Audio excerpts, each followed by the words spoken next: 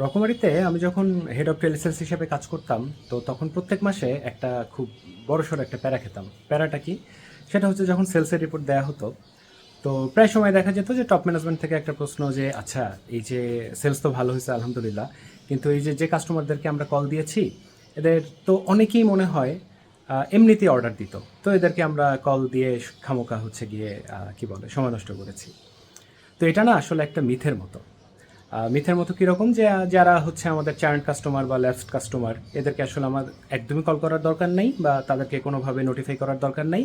আর যারা হচ্ছে loyal customer এরা তো আসলে এমনিই কিনবে। তো এই প্রত্যেক মাসে এই ঘটনা যখন হচ্ছে তো একবার ভাবলাম যে ধুর, একটু মেজাজ খারাপ হলো যে আমি এটা নিয়ে একটা টেস্ট করব। তো আমি একটা এবি টেস্ট ডিজাইন করলাম।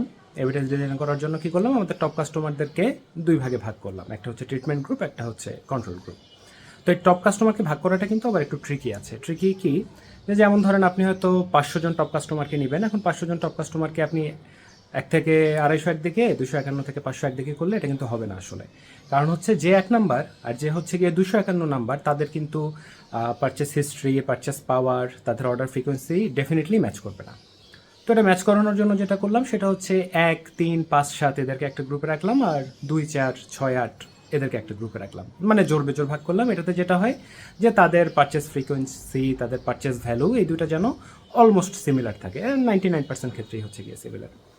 তো একটা গ্রুপকে হচ্ছে আমরা ট্রিটমেন্ট গ্রুপ, যাদেরকে আমরা রেগুলার নার্চার করলাম, বিভিন্ন কন্টেন্ট পাঠালাম, হোয়াটসঅ্যাপে মেসেজ দিলাম, ফোনে কল করলাম, তাদের টাচে থাকলাম। আর একটা গ্রুপকে জাস্ট ছেড়ে রাখলাম। 1 মাস পর যখন রেজাল্ট আসলো, তখন দেখা গেল যাদেরকে আমরা নার্চার করেছি তাদের অর্ডার ফ্রিকোয়েন্সি প্রায় 26% বাড়ছে। তো এটাকে বলা হয় আসলে রিটেনশন লিফট। তো আমার এফ কমার্সে বেশ কিছু ক্লায়েন্ট আছে, তাদের সাথে এদের একজনের এক্সাম্পল দেই। উনি হচ্ছেন খেজুর নিয়ে কাজ করেন। সো এই যে রোজা যখন আসতেছে, রোজার সময় সিজনাল খেজুর প্লাস আরও কিছু জিনিসপত্র নিয়ে কাজ করেন। তো আমরা যখন বসে সেলসের স্ট্র্যাটেজি সাজাচ্ছিলাম, ওনার একটা কথাই ছিল যে ভাই, আমার তো বান্ধা কিছু কাস্টমার আছে যারা রেগুলার আমার কাছ থেকে কিনে। তো আমি বললাম ভাই, এই নাম্বারটা কত? উনি একটা নাম্বার বললেন। আমি বললাম এরা কি সবাই কিনবে, আপনি শিওর? বলে হ্যাঁ, এরা দুনিয়া উল্টে গেলেও আসলে এরা আমার কাছ থেকে কিনবে। তো আমি বললাম যে ভাই, সমস্যা নাই, আমরা একটা টেস্ট করি। তো আমি হচ্ছে ওনার টিমকে ওইভাবেই বলে দিলাম যে যারা আমাদের রেগুলার কাস্টমার, এই ডাটাবেসটাতে একটা পোর্শনকে আপনারা নক দিবেন আর একটা পোর্শনকে কোনোভাবে কোনো নক দিবেন না। দেখা গেল যে যাদেরকে আসলে নক দেওয়া হয়েছে তাদের মধ্যে অলমোস্ট 50 to 60% হচ্ছে সেলসের ফ্রিকোয়েন্সি বাড়ছে, আর যাদেরকে নক দেওয়া হয় নাই তাদের থেকে। সো এই জিনিসটাই হচ্ছে রিটেনশন লিফট, যেটা নিয়ে আসলে আমাদের কিন্তু কন্টিনিউয়াসলি কাজ করা উচিত। কিন্তু আপনি যদি ভেবে নেন যে আপনার টপ কাস্টমার মানেই সে টেকেন ফর গ্রান্টেড, সেটা কিন্তু হবে না। এখন এটা কি আসলে আমার থিওরি না, এটা একদমই আমার থিওরি না, আমি এটা আবিষ্কারও করি নাই। যুগ যুগ ধরে পৃথিবীর বড় বড় বিজনেস এটা করে আসছে। অ্যামাজন সেম কাজ করেছে বা করে, স্টারবাকস করে,